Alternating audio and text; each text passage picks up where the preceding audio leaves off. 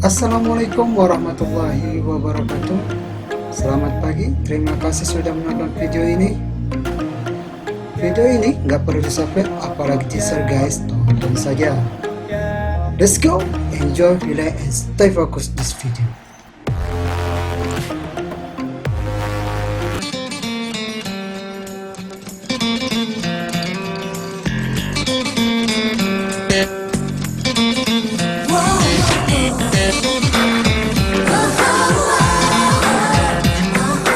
सोचती है ज्यादा कम वो समझती है, सोचती है ज्यादा कम वो समझती है। दिल कुछ कहता है कुछ और ही करती है। लड़की क्यों न जाने क्यों लड़कों सी नहीं होती, लड़की क्यों न जाने क्यों लड़कों सी नहीं होती।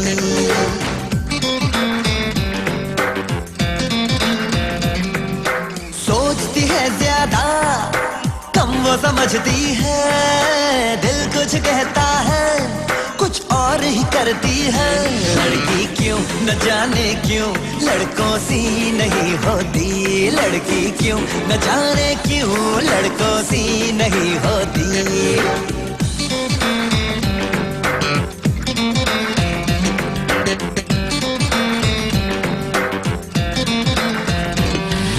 प्यार उसे भी है मगर शुरुआत तुम्ही से चाहे।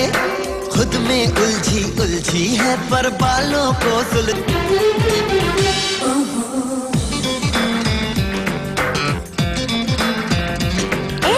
इतना ही खुद से खुश हो तो पीछे क्यों आते हो? फूल कभी तो उसको पता है ये कह ना सकोगे तुम।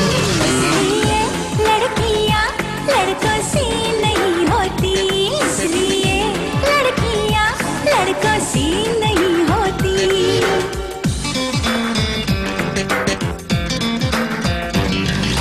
जाने कौन कौन से दिन वो तुमको याद दिलाए। प्यार को चाहे भूल भी जाए तारीखें न भुलाए। दिल में तुम्हारा नाम Wow. है, जिस चेहरे पर मरते हैं वो बोरिंग हो I'm not listening जाए। to कुछ ही you. दिन में नजरें इनकी इधर उधर I'm मंडे। not listening सिर्फ to प्यार you. से जिंदगी नहीं चलती। Okay, I'm not with तुम her. इंटीरियर डेकोरेशन का कोर्स क्यों नहीं करती? Okay, that's it. Assalamualaikum warahmatullahi wabarakatuh. Apa kabar semua sobat tutor? Saya harap semua sobat tutor dalam keadaan sehat walafiat. Selamat datang, selamat berjumpa kembali dalam kegiatan belajar mengajar kita di mata kuliah manajemen ini. Sahabat tutor, kali ini kita akan membahas topik-topik yang menggabungkan semua apa yang sudah kita pelajari dari pertemuan pertama sampai pertemuan ke-7. Hal ini menunjukkan sejauh mana kita memahami tentang mata kuliah dari manajemen ini. Tentunya sahabat tutor, ini adalah pertemuan terakhir. Saya harap sahabat tutor tetap menjaga semangat sahabat tutor dan mempersiapkan diri sahabat tutor dalam menghadapi ujian akhir semester nanti. Sahabat tutor, karena ini adalah pertemuan terakhir, saya mengharapkan sahabat tutor semua hadir, semuanya mengikuti sesi dalam mata kuliah manajemen ini, karena saya harap dengan hadirnya sahabat tutor menonton video saya mengingatkan kembali sahabat tutor untuk mengecek nilai-nilai sahabat tutor dari pertemuan pertama sampai pertemuan ke-7, bahkan sampai pertemuan terakhir di pertemuan ke-8 ini. Sahabat tutor melihat kembali, meng-cross check kembali nilai-nilai dari diskusi, nilai-nilai dari tugas, dan nilai dari kuis. Saya harap sahabat tutor care, luangkan waktunya untuk menonton video terakhir ini. Semoga kita semuanya dapat memahami dan bisa mengimplementasikan pelajaran kita untuk dapat kita praktekkan di tempat sahabat tutor bekerja maupun di lingkungan sahabat tutor sendiri. Baiklah sahabat tutor, kita mulai mata kuliah manajemen ini dengan membacakan basmalah. Bismillahirrahmanirrahim.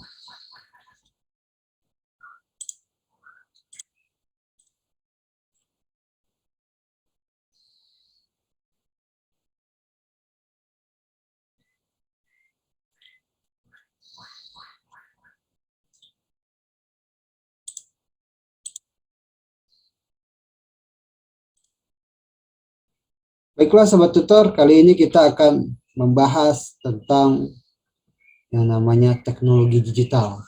Sobat Tutor, sekarang kita sudah memasuki di era globalisasi yang sangat pesat teknologinya, di mana penggunaan atas teknologi tidak hanya untuk membantu kegiatan dari manusia itu sendiri, namun sudah menjadi bagian dari aktivitas kehidupan sosial, kehidupan individu manusia itu sendiri, bahkan sudah menjadi tren dalam kehidupan dan kegiatan manusia sehari-hari. Sahabat tutor, teknologi digital ini sangat mempengaruhi sekali terhadap tingkah laku manusia, juga terhadap perilaku dari sebuah bisnis, bahkan perilaku dari setiap interaksi, baik itu interaksi bisnis maupun interaksi sosial. Kita tidak bisa melepaskan atau tidak pedulikan terhadap perkembangan teknologi. Karena kenapa? Karena kita sudah masuk di era society 5.0 dan industri 4.0. Industri apakah itu? Di mana perilaku manusia, kegiatan dan aktivitas manusia sudah sangat dan dipengaruhi oleh teknologi. Perkembangan teknologi tentunya juga memberikan dampak kepada perkembangan industri ataupun dunia usaha, di mana teknologi tidak hanya sekedar meningkatkan produktivitas, meningkatkan profit, namun teknologi juga menjadi bagian yang tidak bisa dihindarkan oleh dunia bisnis, oleh dunia industri, karena ketergantungan akan teknologi cukup tinggi di era industri 4.0 demi meningkatkan kinerja sebuah organisasi. Baik sahabat tutor, kali ini di pertemuan terakhir ini, di pertemuan ke-8 ini, kita akan membahas 6 topik pokok. Yang pertama kita akan membahas tentang teknologi digital, revolusi digital, era digital di Indonesia, usaha berbasis teknologi digital di Indonesia, karakteristik bisnis era digital, dan transformasi digital. Oke, apa konsep teknologi digital? Sahabat tutor, kita harus tahu dulu apa sih yang dimaksud dengan teknologi digital.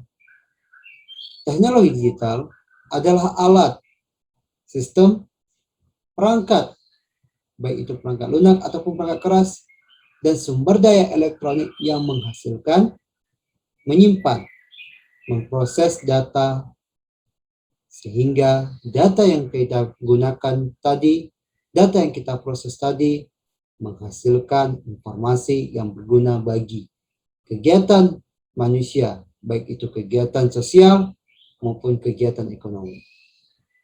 Contohnya adalah teknologi tersebut banyak kita lihat di sekeliling kita, seperti adanya online game, telepon seluler, multimedia, internet, website, perbankan digital online, pembayaran digital, dan lain sebagainya. Seperti yang kita lihat contohnya itu salah satunya handphone atau telepon seluler.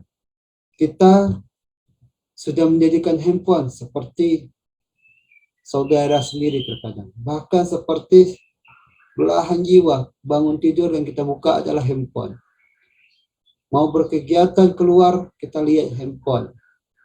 Mau berkomunikasi juga kita selalu menggunakan handphone. Berbeda sebelum adanya handphone, sebelum adanya telepon, kita masih bisa bertemu, bertatap muka, setiap berkomunikasi dengan orang lain. Kita setiap berkomunikasi atau bersilaturahmi, bertemu dengan saudara-saudara kita dengan secara langsung. Namun dengannya ada telepon, kita nggak perlu lagi bertatap muka secara langsung. Bahkan dengan perkembangan telepon menjadi handphone atau telepon seluler, kita bisa bervideo call, bisa melihat muka secara langsung tanpa harus berdekatan. Kita bisa melihat muka tanpa harus bertemu secara langsung. Begitu juga dengan penggunaan untuk mendapatkan informasi, mendapatkan satu pencerahan terhadap perkembangan informasi. Kita juga menggunakan namanya multimedia.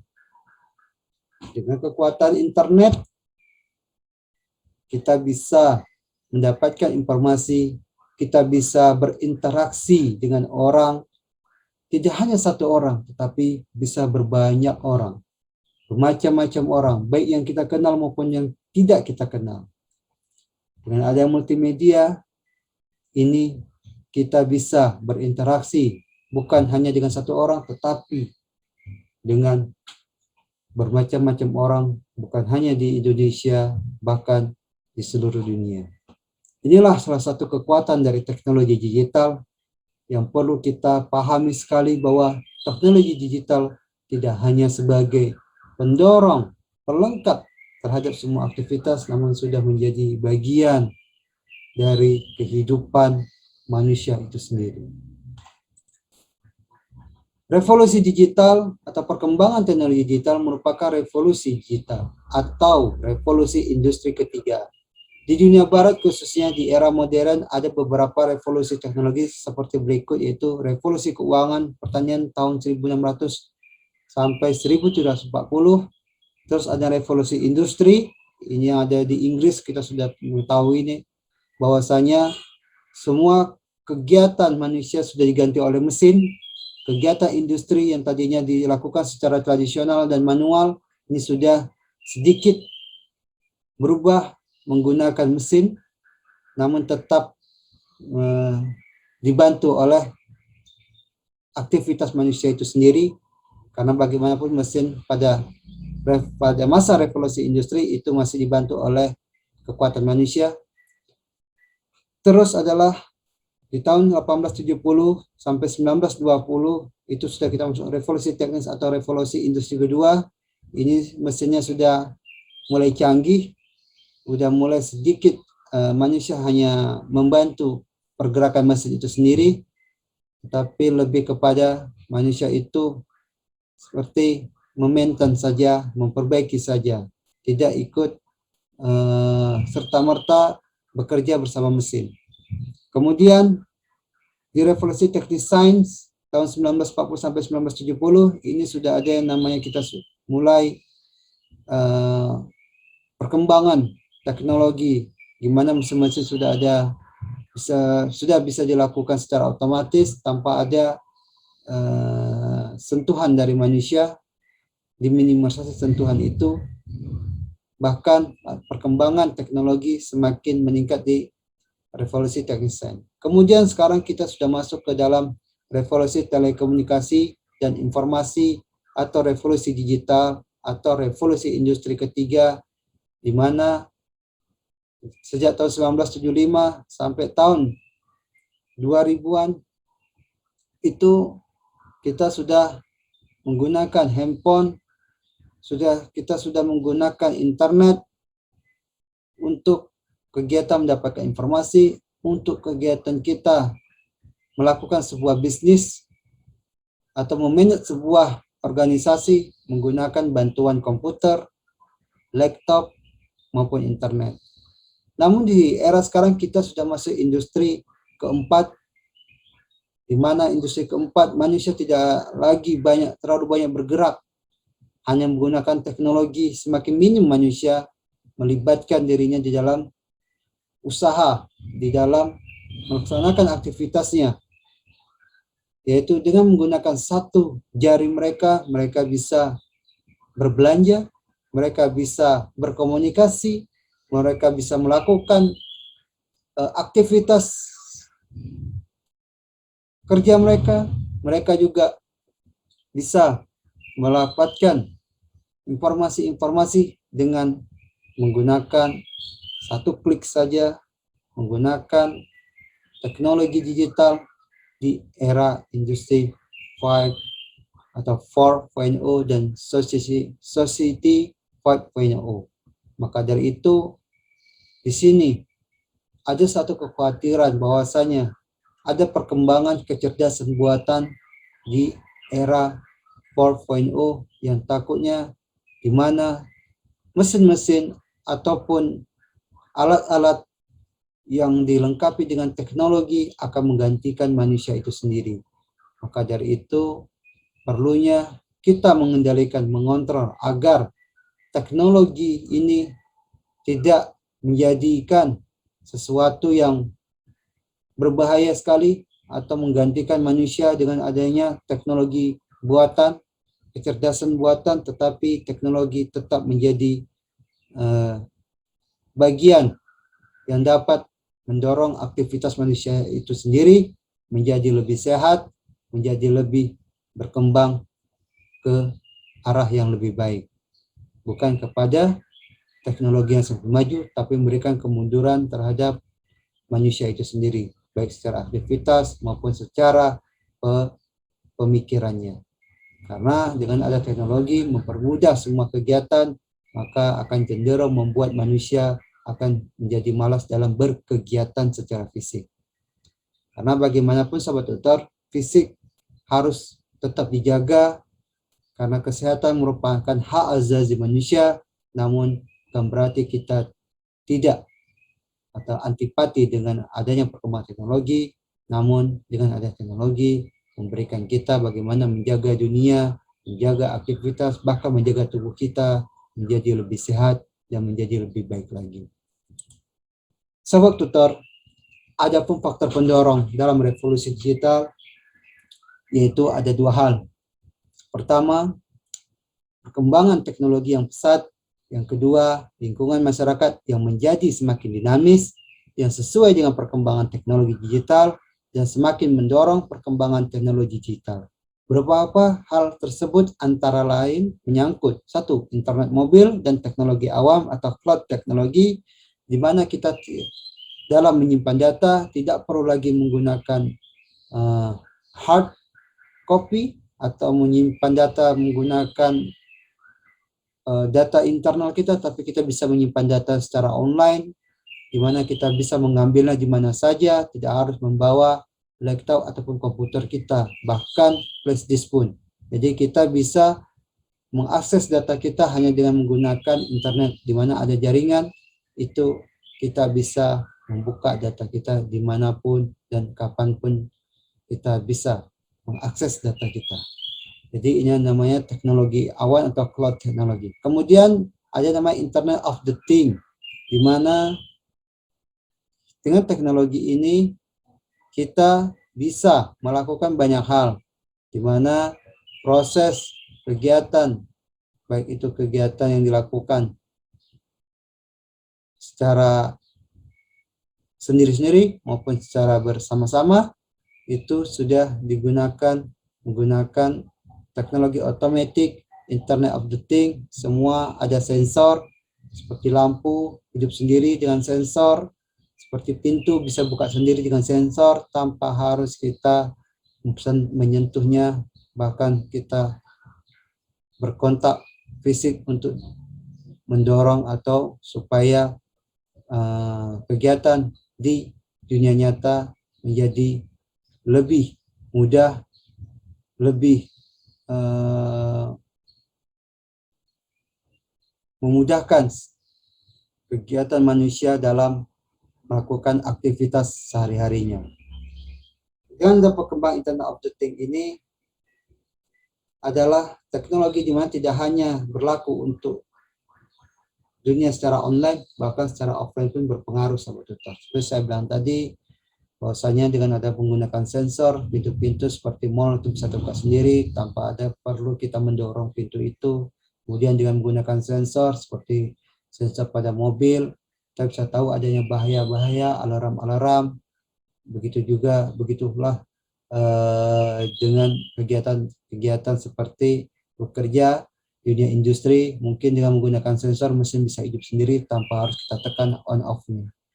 Jadi gimana perkembangan Internet of the Thing atau IoT ini sangat berpengaruh sekali pada kegiatan manusia, tidak hanya di media online saja tetapi bisa di media sehari-hari atau media offline. Kemudian analisis big data. Analisis big data ini adalah mencakup banyak sekali data-data besar di mana kita menyimpannya ke dalam satu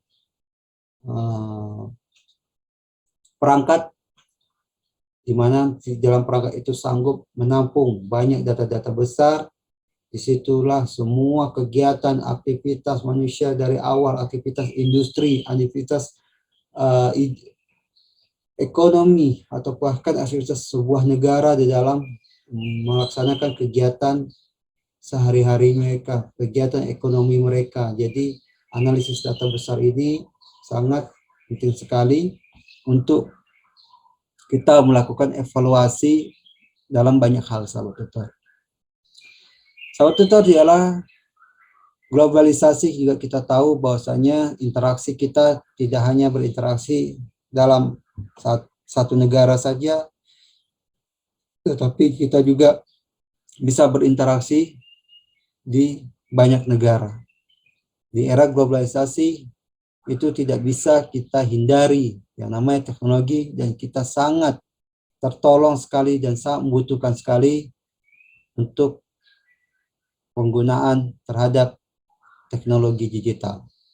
Kemudian di industri 4.0 itu sudah jelas, sahabat tutor, bahwasanya kegiatan industri, kegiatan ekonomi, aktivitas ekonomi sangat membutuhkan yang namanya teknologi, karena teknologi adalah bagian suksesnya sebuah industri, karena teknologi juga bagian atas kebutuhan primer dari berbagai kegiatan, baik itu pemasaran, produksi, keuangan, maupun kegiatan lainnya di dalam organisasi. Maka teknologi menjadi bagian setiap aktivitas di dalam organisasi itu sendiri.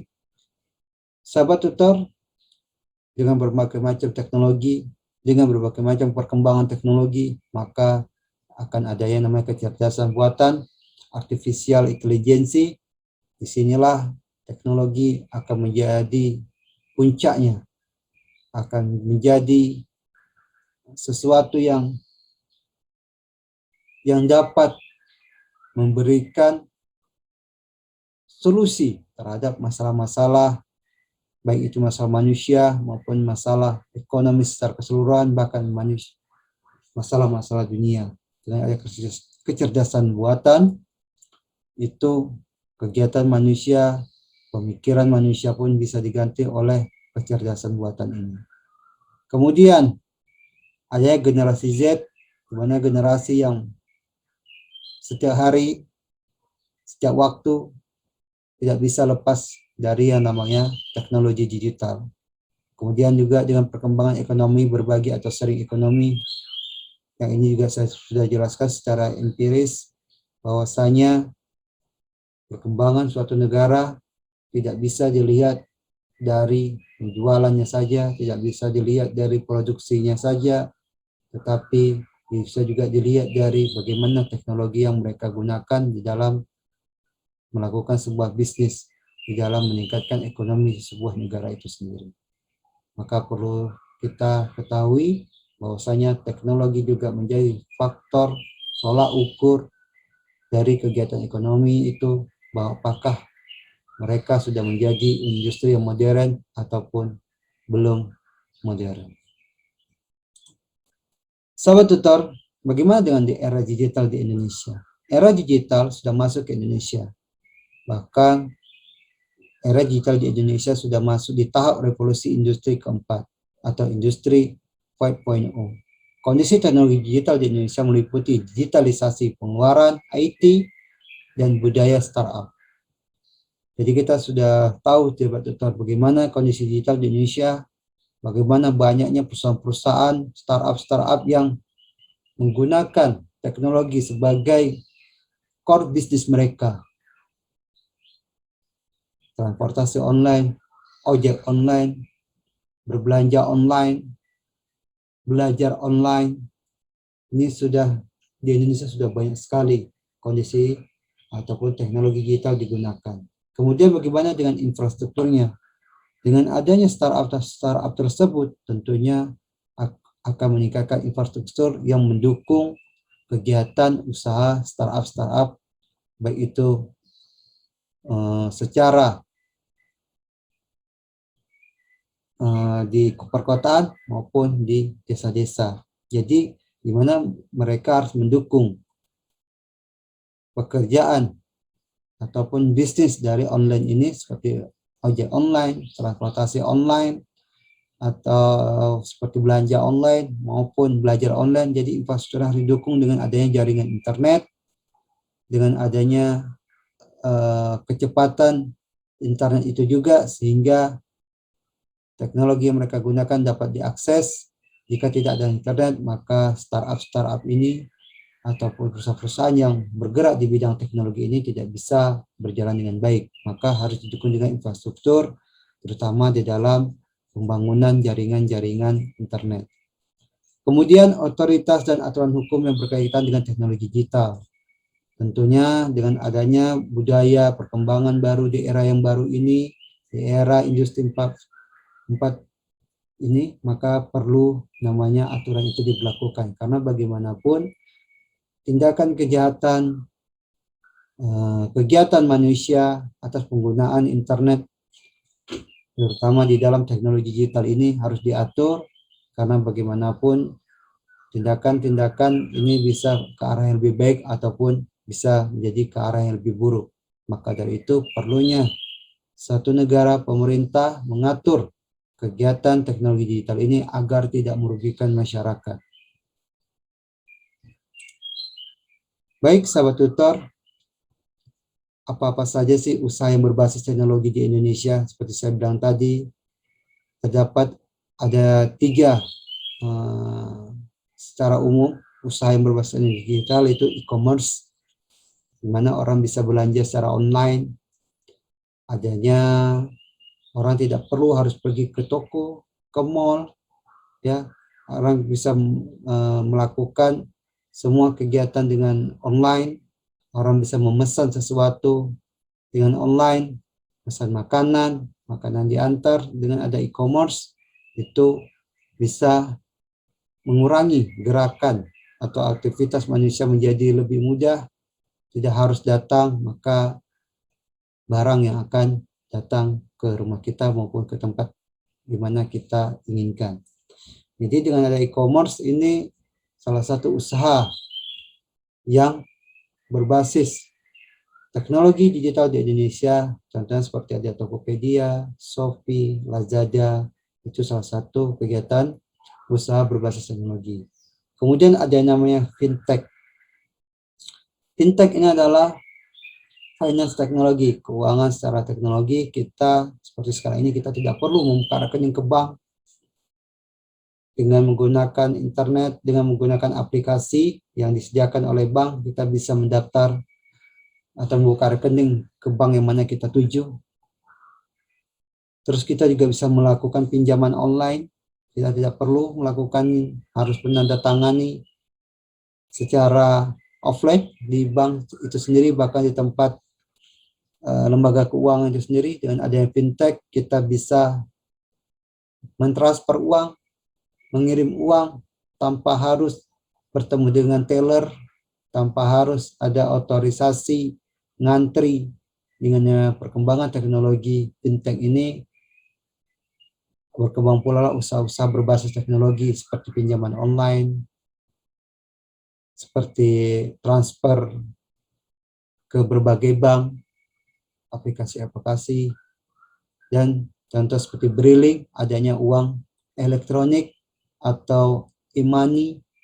Orang tidak lagi harus membawa uang untuk berbelanja, untuk melakukan kegiatan usahanya. Dengan adanya e-money atau teknologi dana, mereka bisa bertransaksi dengan orang lain, bahkan pun dengan melakukan aktivitas dalam proses pembayaran.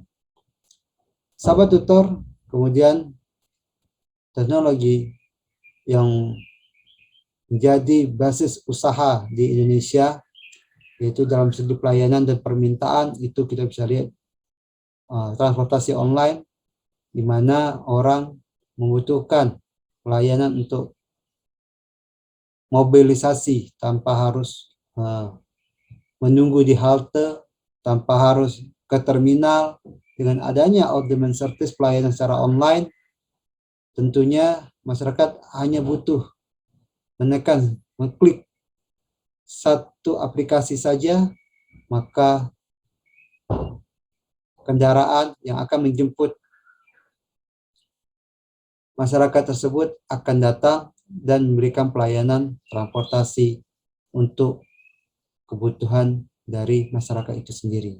Jadi ini adalah basis-basis usaha di Indonesia yang menggunakan teknologi digital, Sobat Tutor semuanya. Lalu kita bicara dengan e-commerce. Seperti saya jelaskan, e-commerce itu menggunakan platform digital untuk melakukan transaksi jual beli. Para pelaku e-commerce membentuk asosiasi yaitu IDEA, Indonesian E-Commerce Association. Dengan platform e-commerce, penjual barang akan mengiklankan barangnya di e-commerce, pembeli melakukan belanja secara online di e-commerce. Misalkan pembeli memutuskan untuk membeli barang yang ditawarkan oleh penjual tersebut, maka pembeli akan melakukan pembayaran ke e-commerce tersebut. E-commerce tersebut kemudian memberikan pembayaran ke penjual barang setelah dipotong biaya transaksi. Ini sudah saya jelaskan, Sobat Tutor ya. Kita mungkin Sobat Tutor juga sudah menjalankannya, sudah menggunakan proses-proses transaksi menggunakan platform-platform e-commerce ini. Kemudian fintech, sudah saya jelaskan lagi bahwa fintech ada perusahaan yang mempertemukan pihak surplus dana dengan pihak defisit dana dengan menggunakan teknologi digital. Di sini adalah salah satu teknologi pinjaman dana ya, Sobat Tutor. Jadi kita bisa melakukan pinjaman online ya, tapi hati-hati sekali pinjaman online ini, banyak sekali kendalanya, banyak sekali modusnya, sehingga merugikan masyarakat itu sendiri bagi pinjaman-pinjaman online yang nakal. Jadi dengan adanya fintech ini, kita bisa membayar secara online, peer-to-peer lending, bisa pinjaman secara online, insurtech, agregator, maupun crowdfunding. Banyak sekali kegiatan bisa dilakukan dengan financial teknologi ini. Kemudian dengan on-demand service atau pelayanan atas permintaan, itu beberapa bentuk layanan tersebut berbasis teknologi digital meliputi transportasi, seperti saya bilang tadi, ada Gojek, Grab, Topjack, Bluejack, Bangjack, Maxim. Ada akomodasi seperti Airbnb, iRoom, Red Door, Traveloka, penginapan-penginapan yang bisa kita pesan secara online. Dan kita juga bisa memesan tiket untuk penerbangan secara online di Traveloka, banyak sekali. Terus adanya kita bisa pesan makanan, itu GoFood, GrabFood, Raja Makan, dan Kulina.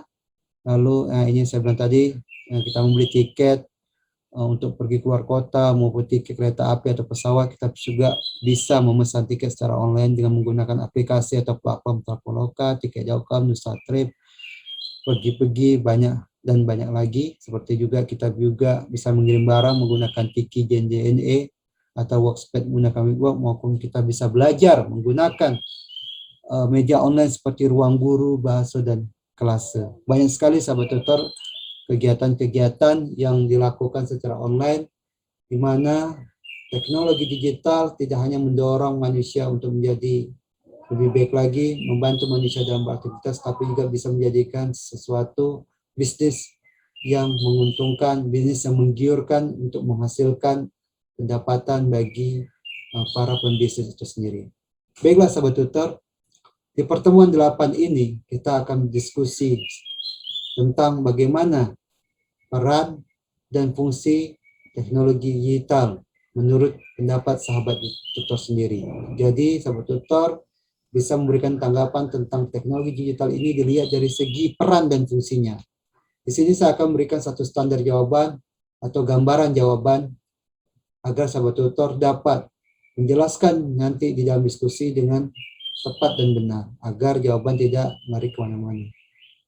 Jadi jawabannya adalah sebagai alat bantu simulasi. Jadi peranan teknologi itu sebagai alat bantu simulasi, sebagai alat bantu evaluasi, sebagai jembatan antara proses perancang ke tahap konstruksi, sebagai penerjemah informasi digital ke dalam proses manufacturing pembangunan. Jadi banyak sekali peranan sebenarnya dalam penggunaan teknologi digital.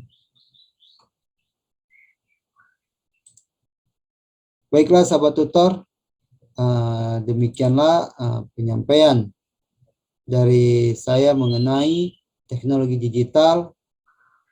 Tidak terasa, alhamdulillah sekali kita sudah memasuki pertemuan terakhir, di mana dalam pertemuan ini kita sudah membahas berbagai macam tentang manajemen, tidak hanya membahas tentang manajemen yang ada di dalam satu organisasi, tapi juga kita juga sudah membahas manajemen di luar dari organisasi kita, seperti manajemen sosial, bagaimana kita bisa mengatur lingkungan, memanage sebuah kehidupan di dalam lingkungan masyarakat, dan bagaimana juga penggunaan terhadap manajemen ini di dalam menjalankan usaha UMKM, usaha mikro, kecil, menengah, dan bagaimana kita di tahap terakhir menggunakan teknologi untuk mendorong aktivitas organisasi agar organisasi ataupun perusahaan yang akan kita jalankan menjadi lebih maju dan lebih baik lagi. Baik sahabat tutor, demikianlah sesi terakhir dari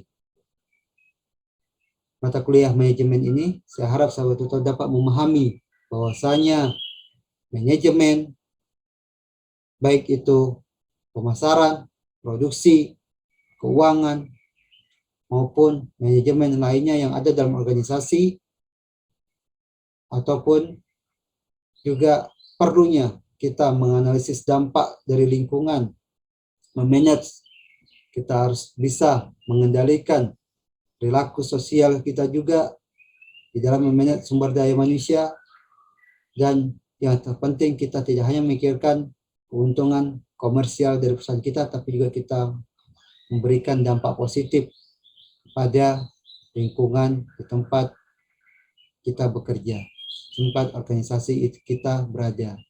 Maka dari itu, untuk melakukan sebuah kegiatan bisnis tidak harus kita membuat suatu perusahaan yang besar. Kita bisa membuat, atau pertama-tama kita bisa mengelola suatu usaha kecil seperti UMKM, lalu kita bisa menggunakan teknologi yang dibutuhkan untuk kegiatan UMKM tersebut, karena bagaimanapun teknologi sangat kita perlukan untuk mendorong ekonomi secara keseluruhan, bahkan ekonomi di dalam organisasi kita.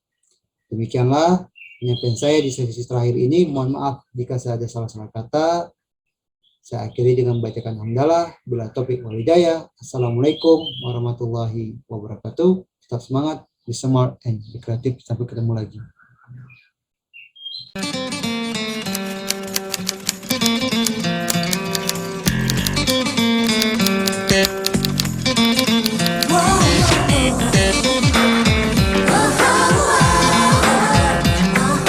सोचती है ज्यादा, कम वो समझती है।